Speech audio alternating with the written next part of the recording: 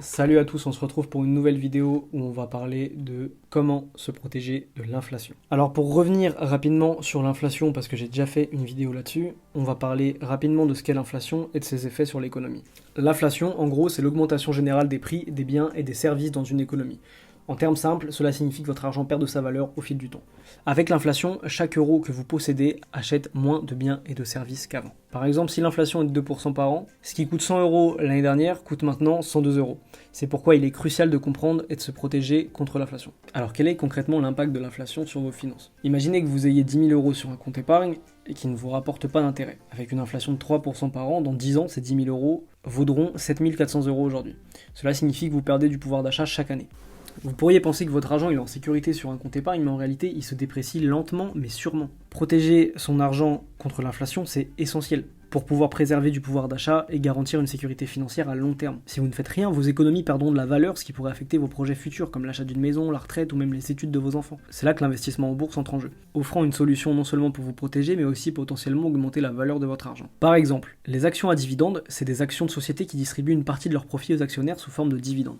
C'est comme avoir une part de gâteau qui grandit avec le temps et chaque trimestre ou chaque année, on vous donne une tranche. En investissant dans ces actions, vous pouvez obtenir des revenus réguliers en plus de la croissance potentielle de la valeur des actions.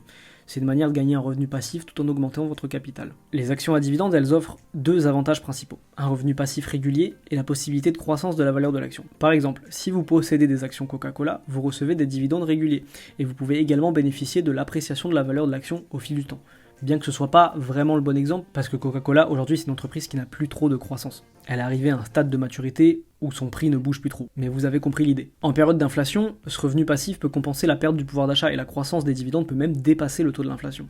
Les actions à dividendes peuvent donc vous protéger contre l'inflation de plusieurs manières. Premièrement, les dividendes réguliers augmentent souvent avec le temps, ce qui peut compenser l'impact de l'inflation. Par exemple, si une entreprise augmente ses dividendes de 5% par an et que l'inflation est de 3%, vous êtes en avance de 2%. Deuxièmement, les entreprises qui versent des dividendes solides sont souvent très stables. Et une capacité à continuer à verser ces dividendes, à les augmenter, même en période de difficultés financières. Ce qui fait que vous êtes sécurisé contre l'inflation, la récession, dans la plupart des cas, même en période de marché baissière. Alors, pour choisir de bonnes actions à dividendes, il y a un tas de critères et d'indicateurs à prendre en compte. La stabilité financière de l'entreprise est primordiale. Rechercher des entreprises avec un historique solide de paiement de dividendes et une croissance régulière de ces dividendes peut aussi être intéressant. Des entreprises comme Johnson & Johnson, Pepsi, etc. sont des exemples de sociétés stables avec de bons historiques de dividendes. Il est aussi intéressant de regarder le taux de distribution, qui est le pourcentage des bénéfices de l'entreprise versés sous forme de dividendes. Un taux de distribution trop élevé peut indiquer que l'entreprise pourrait avoir du mal à maintenir ses dividendes à long terme. Si vous touchez des dividendes, pensez également à les réinvestir. Cela permet de bénéficier de l'effet composé, où vos gains génèrent eux-mêmes des gains. Par exemple, si vous réinvestissez vos dividendes pendant 10 ans, vous pouvez considérablement augmenter la valeur de votre portefeuille, plutôt que si vous les dépensiez. Pensez aussi que pendant de grosses périodes de récession, il sera hyper intéressant de garder un œil constant sur le marché pour repérer les bonnes opportunités, mais aussi pour réajuster votre stratégie en fonction des fondamentaux des entreprises dans lesquelles vous investissez. Mais normalement, à partir du moment où vous avez analysé les fondamentaux d'une entreprise, vous n'avez pas besoin de vous replonger là-dedans avant un moment. Il faut trouver l'équilibre entre le fait de ne pas passer son temps à regarder l'évolution de son portefeuille,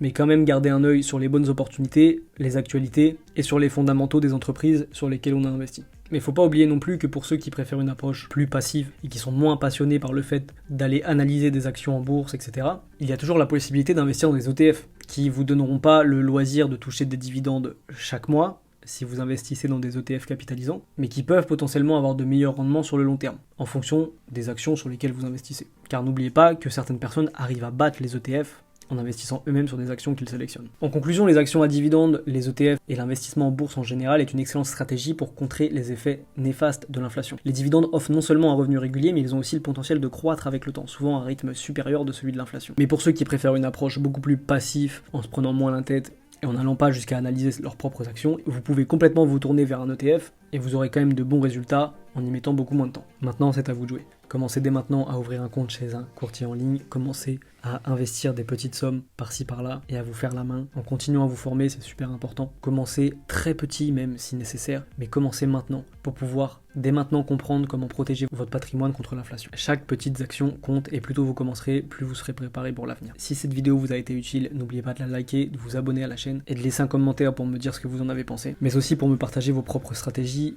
lorsqu'il s'agit d'investir en période de récession ou d'inflation par exemple. Je me ferai un plaisir d'échanger avec vous dans la section des commentaires. Pour ma part, je vous dis à bientôt dans une prochaine vidéo. Ciao.